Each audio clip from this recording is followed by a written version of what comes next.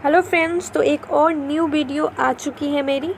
इसमें हम एक इम्पॉर्टेंट चैप्टर को पढ़ने वाले हैं। एक इम्पॉर्टेंट स्टोरी है। अगर ये एग्ज़ाम में आ गए तो आप लोग आराम से लिख सकते हो, क्योंकि आप लोगों के पास नॉलेज होगी कि इस स्टोरी में आखिर था क्या, क्योंकि बिना पढ़े तो आप कुछ नहीं लिख सकते हो।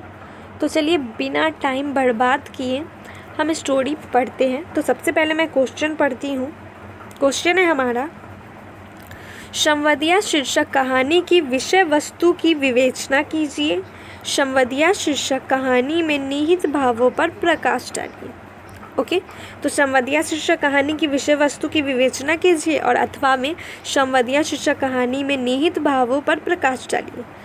तो पहले मैं कुछ इम्पॉर्टेंट लाइन पढ़ लेती हूँ इस स्टोरी की, उसके बाद हम लोग सारांश पढ़ेंगे।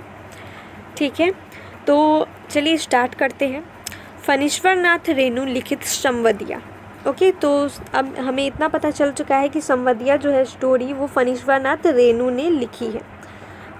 तो फणीश्वर नाथ रेणु लिखित संवदिया एक भावपूर्ण करुण कहानी है, जिसमें एक संभ्रांत कुल की विधवा बेसहारा स्त्री के अभावग्रस्त जीवन की दयनीय स्थिति का चित्रण यथार्थ के धरातल पर भावना के रंगों से किया गया है। तो संवदिया जो है वो एक विधवा की स्टोरी है, एक कहानी है। उसकी आर्थिक स्थिति, उसकी दयनीय स्थिति को अच्छे से इसमें लिखा गया है। ओके, आगे हम पढ़ते हैं। यह मुख्यतः एक भाव प्रधान कहानी है। एक अभावग्रस्त असहाय नारी के जीवन के कड़वे यथार्थ की कहानी होकर भी कहानी में आदि से अंत तक तरल भावुकता का प्रभाव गतिशील है। कहानी का मुख्य भाव मानवीय संवेदना से संस्पृष्ट है। तो चलिए सारांश पढ़ते हैं हम। तो कहानी के मुख्य पात्र जो है वो संवदिया है और हरगोविंद। कथागत घटनाओं के मूल में है बड़ी बहुरिया। बड़ी बहुरिया बड़ी हवेली की बड़ी बहुरिया है। एक समय बड़ी हवेली की गांव में अपनी शान थी। तो एक टाइम था जब बड़ी हवेली की गांव में अपनी ही एक शान थी। अब वह शान नहीं रही, अब वो शान जो है वो ख़त्म हो गई है। घंटे भर की बीमारी में बड़ी बहुरिया के पति काल के गाल में चले गए। तो कुछ समय की बीमारी के कारण बड़ी बहुरिया के जो पति थे वो मर गए। ओके, उनका जो है स्वर्गवास हो गया। तब शेष 3 भाइयों ने आपस में बंटवारा कर लिया। तब उनके जो बड़ी बहुरिया के देवर जो थे 3, उन्होंने बंटवारा कर लिया। इस बंटवारे में असहाय बड़ी बहुरिया के साथ बड़ा अत्याचार हुआ। तो इस बंटवारे में जो है बड़ी बहुरिया के साथ बहुत ही नाइंसाफ़ी की गई। उसके बदन पर से जेवर उतार कर बांट लिए गए। उसके जो भी जेवर थे वो सभी उनके देवर देवरानियों ने बांट लिए। उसकी बनारसी साड़ी को भी नहीं छोड़ा, उसके भी 3 टुकड़े करके बांट लिए सभी ने। अब भाइयों की आपस की लड़ाई का फ़ायदा उठाते हुए रैतों ने ज़मीन पर दावे करके दखल कर लिया। अब ये तो हमें पता ही है कि जब आपस में सब लड़ते रहते हैं तो कोई तीसरा आकर उसमें फ़ायदा उठा लेता है। तो वही इनके साथ भी हुआ। संपत्ति बिखर गई। बड़ी बहुरिया के 3 देवर शहर में रहने लगे। गांव में बच गई सिर्फ बड़ी बहुरिया अकेली असहाय। शहर वाले उसके देवर धान की कटाई के समय गांव आते और कर्ज उधार की ढेरी लगाकर चावल चूड़ा हिस्सा लगाकर शहर लिए चले जाते। तो उनके देवर जो है वो शहर रहने लगे और शहर से जब भी वापस आते तो कर्ज उधार लेकर और जो भी खेती होती थी उन सब में हिस्सा लेकर अपना चले जाते थे वापस। आगे है, वे आम के मौसम में गांव आते, कच्चे पके आम बोरियों में कसकर शहर लिए चले जाते। घाटे में सदा रहती बेचारी बड़ी बहुरिया। धीरे धीरे उसकी स्थिति इतनी दयनीय हो चुकी थी कि खाने को घर में अन्न भी नहीं रह जाता था। एक नौकर था, वह भी भाग गया। दरवाजे पर एक गाय थी जो खूंट से बंधी हुई चारे पानी को तरसती रहती थी। उसे देखने को कोई न था। बड़ी बहुरिया को जीवन निर्वाह के लिए मोदियाइन से खाद्य सामग्री उधार लेनी पड़ती थी। कितनी ही बार उसे बथुआ का साग उबालकर उसी से पेट भरना पड़ता था। जिस बड़ी बहुरिया के हाथों में केवल मेहंदी लगाकर कभी गांव की नाइन अपने परिवार भर का भरण पोषण करती थी, वही बड़ी बहुरिया अब अपने हाथों में सूप लेकर अनाज साफ करती थी। वह हर तरह से बेसहारा और दीनहीन हो चुकी थी। तो कहते हैं ना, समय बदलते देर नहीं लगती है। तो वही हुआ बड़ी बहुरिया के साथ। चलिए आगे उनके साथ क्या क्या हुआ वो पढ़ते हैं। एक दिन बड़ी बहुरिया अपनी दुखद स्थिति देखकर अधीर हो उठी। उसने हरगोविंद संवदिया को बुलाया और उसे एक संवाद लेकर अपनी माँ के पास जाने को कहा। जिस समय हरगोविंद बड़ी बहुरिया के पास पहुंचा, उस समय गांव की एक मोदियाइन उधार चुकता न होने के कारण बड़ी बहुरिया पर विष वाक्यों की वर्षा कर रही थी। मोदियाइन के चले जाने पर बड़ी बहुरिया ने हरगोविंद को अपनी माँ के नाम संवाद दिया। माँ से कहना, मैं भाई भाइयों की नौकरी करके पेट पालूंगी, बच्चों के जूठन खाकर एक कोने में पड़ी रहूंगी, लेकिन यहाँ अब नहीं रह सकूंगी। कहना, यदि माँ मुझे यहाँ से नहीं ले जाएगी तो मैं किसी दिन गले में घड़ा बांधकर पोखर में डूब मरूंगी। बथुआ साग को खाकर कब तक जीऊँ, किस लिए, किसके लिए? हरगोविंद संवदिया बड़ी बहुरिया की करुणा स्थिति को भांपकर करुण हो उठा। हरगोविंद संवदिया बड़ी बहुरिया की करुण स्थिति को भांपकर करुण हो उठा। उसने बड़ी बहुरिया से राह खर्च भी नहीं लिया।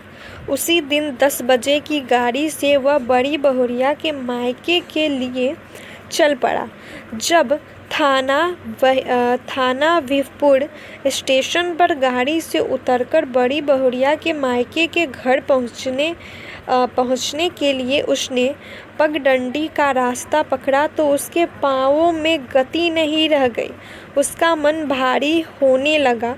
वह सोचने लगा, बड़ी बहुरिया की माँ को वह बड़ी बहुरिया का दुख भरा संवाद कैसे सुना पाएगा? लोग उसके गांव को कितना कोसेंगे। तो लोग जो है वो उसके गांव को कितना कोसेंगे। बड़ी बहुरिया की दारुण स्थिति के बारे में सुनकर बड़ी बहुरिया के गांव घर वाले क्या कहेंगे? हरगोविंद किसी तरह बड़ी बहुरिया के मायके पहुंचा। हवेली के भीतर बुलाहट हुई।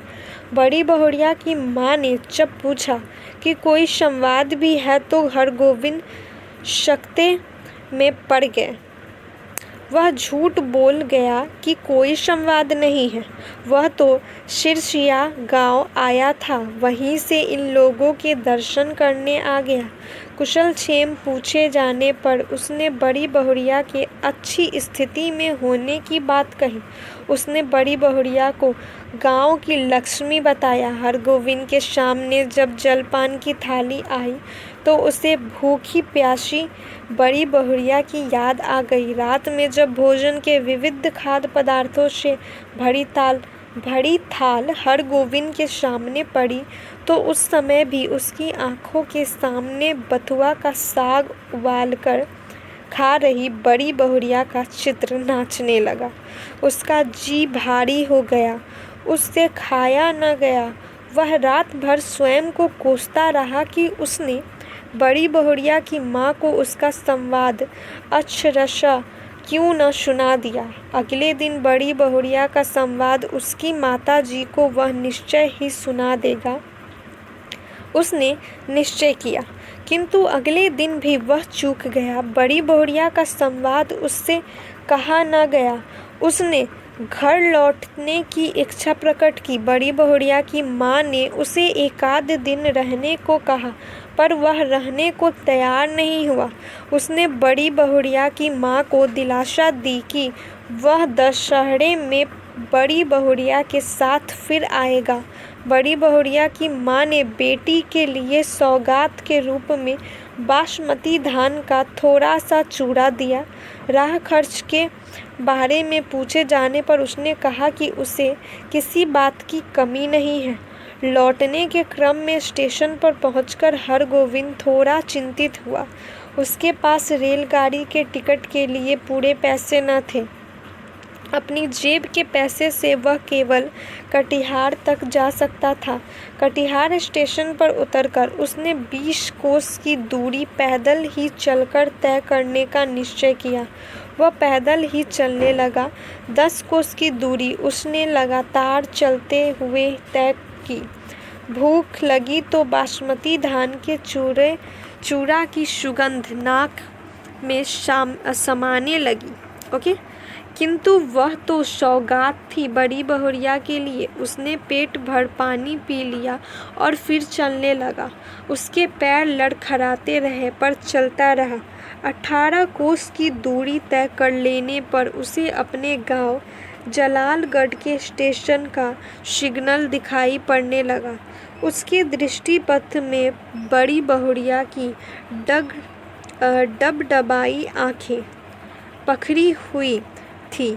उसे चिंता थी कि वह बड़ी बहुरिया को उसके संवाद के बारे में क्या कहेगा। फिर भी वह गांव जल्दी ही पहुंचने को उद्यत था। चलते चलते भूखा प्यासा हरगोविंद बड़ी बहुरिया की यातना की अनुभूति से क्लांत होकर बेहोश हो गया।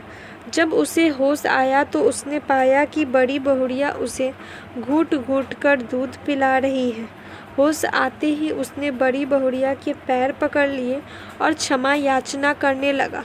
बड़ी बहुरिया का संवाद उसकी माँ तक नहीं पहुँचा सका। उसने स्वयं को बड़ी बहुरिया का बेटा कह उसे वचन दिया कि अब वह उसे कोई कष्ट नहीं होने देगा। अब बड़ी बहुरिया का सारा काम वह करेगा। बड़ी बहुरिया सारे गांव की माँ है। उसने बड़ी बहुरिया से अनुनय किया कि वह गांव छोड़कर नहीं जाए। बड़ी बहुरिया हरगोविंद के लिए दूध में एक मुट्ठी बासमती चूड़ा डालकर उसे मसलने लगी। वह स्वयं ही पश्चाताप कर रही थी कि उसने अपनी माँ को अपने बारे में वैसा दुखद संवाद क्यों भेज दिया था।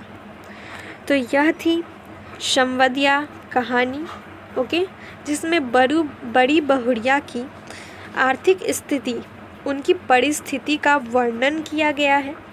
किस तरह बड़ी बहुरिया की परिस्थिति बदल गई। रानी से वह एक नौकरानी की भांति बन गई। हरगोविंद उनके इस स्थिति को देख नहीं पाया। तो यही थी स्टोरी। आप लोगों को समझ आ चुकी होगी। आप लोग अच्छे से लिख सकते हो एग्ज़ाम में अब। तो मेरे चैनल को लाइक शेयर और सब्सक्राइब करना मत भूलना। मिलते हैं नेक्स्ट वीडियो में।